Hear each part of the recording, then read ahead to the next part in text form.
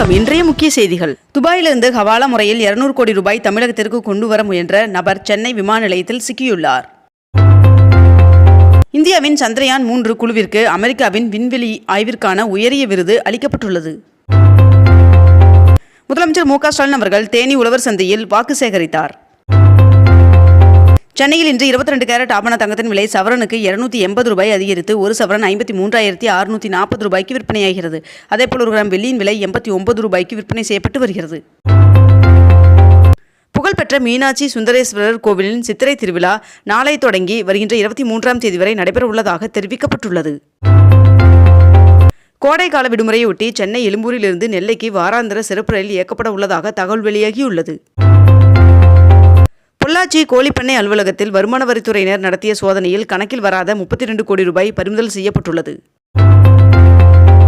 பிரதமர் நரேந்திர மோடி அவர்கள் இன்று பிரச்சாரம் மேற்கொள்வதற்காக கோவை மேட்டுப்பாளையத்திற்கு வருகை தர உள்ளதாக தகவல் வெளியாகியுள்ளது. தமிழகத்திற்கு கடந்த 10 ஆண்டுகளாக எந்த ஒரு நலத்திட்டங்களையும் செய்யாத பிரதமர் நரேந்திர மோடி அவர்கள் எந்த முகத்துடன் இங்கு வருகிறார் என்று முதலமைச்சர் மு.க. ஸ்டாலின் அவர்கள் கேள்வி எழுப்பியுள்ளார். அதிமுக ஆட்சிக்கு வந்தால் மீண்டும் மடிக்கணினி திட்டம் செயல்படுத்தப்படும் என்று அதிமுக பொதுச் செயலாளர் எடப்பாடி பழனிசாமி அவர்கள் தெரிவித்துள்ளார்.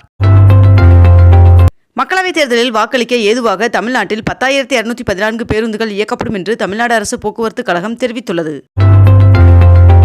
தமிழ்நாட்டில் ரம்ஜான் பண்டிகை நாளை கொண்டாடப்படும் என்று அரசு தலைமை காஜி அவர்கள் அறிவித்துள்ளார்.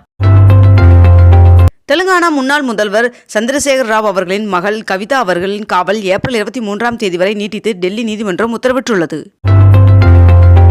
தமிழ் சினிமாவின் காமெடி நடிகை ஆர்த்தி மற்றும் அவரது கணவர் கணேஷ் ஆகிய இருவரும் தமிழக பாஜக தலைவர் அண்ணாமலை அவர்களின் முன்னிலையில் பாஜகவில் இணைந்துள்ளனர். இன்று தமிழகம், புதுவை மற்றும் காரைக்கால் பகுதிகளில் வறண்ட வானிலை நிலவக்கூடும் என்று தெரிவிக்கப்பட்டுள்ளது. சித்திர மாத பிறப்பு மற்றும் விசேஷ பண்டிகையொட்டி சபரிமலை ஐயப்பன் சுவாமி கோவிலின் நடை இன்று மாலை திறக்கப்பட உள்ளதாக தெரிவிக்கப்பட்டுள்ளது. புதுச்சேரியில் நாடாளுமன்ற தேர்தலை முன்னிட்டு ஏப்ரல் 17ஆம் தேதி முதல் 19ஆம் தேதி வரை பள்ளிகளுக்கு விடுமுறை அறிவிக்கப்பட்டுள்ளது. தமிழ்நாடு அரசு பணியாளர் தேர்வாணையம் குரூப் 2A தேர்வு முடிவுகளை வெளியிட்டுள்ளது. 2 நாள் பயணமாக தமிழகம் வருகை புரிந்துள்ள மத்திய உள்துறை அமைச்சர் ராஜ்நாத் சிங் அவர்கள் தமிழகத்தின் பல்வேறு பகுதிகளில் பாஜக வேட்பாளரை ஆதரித்து பிரச்சாரம் மேற்கொண்டுள்ளார். ஆந்திரா, தெலுங்கானா மாநிலங்களில் யுகாதி பண்டிகை நேற்று கோலாகலமாக கொண்டாடப்பட்டது. ஓசூரில் ஆவணங்கள் இன்றி எடுத்து வரப்பட்ட 27 லட்சம் ரூபாய் பணம் பறிமுதல் செய்யப்பட்டுள்ளது. மறைந்த மூத்த அரசியல் தலைவரும் திரைப்பட தயாரிப்பாளருமான R.M. வீரப்பன் அவர்களின் உடலுக்கு மருத்துவமனையில் முதலமைச்சர் மு.க. ஸ்டாலின் அவர்கள் நேரில் அஞ்சலி செலுத்தினார். மகாராஷ்டிரா மாநிலத்தில் இந்திய கூட்டணி கட்சியின் தொகுதி உடன்பாடு நேற்று இறுதி செய்யப்பட்டுள்ளது. இளநிலை நீட் தேர்விற்கான விண்ணப்ப பதிவிற்கு இன்று கடைசி நாள் என்று தெரிவிக்கப்பட்டுள்ளது. டெல்லி மதுபான கொள்கை முறைகேடு வழக்கில் அமலாக்கத்துறை கைது மற்றும் அமலாக்கத்துறை காவலுக்கு அனுப்பியதற்கு எதிராக டெல்லி முதலமைச்சர் அரவிந்த் கெஜ்ரிவால் அவர்கள் தொடர்ந்த மனுவை தள்ளுபடி செய்து உத்தரவிடப்பட்டுள்ளது. நெல்லை தொகுதி பாஜக வேட்பாளர் நயினார் நாகேந்திரன் அவர்களின் காரில் பறக்கும் படை அதிகாரிகள் சோதனை நடத்தினர்.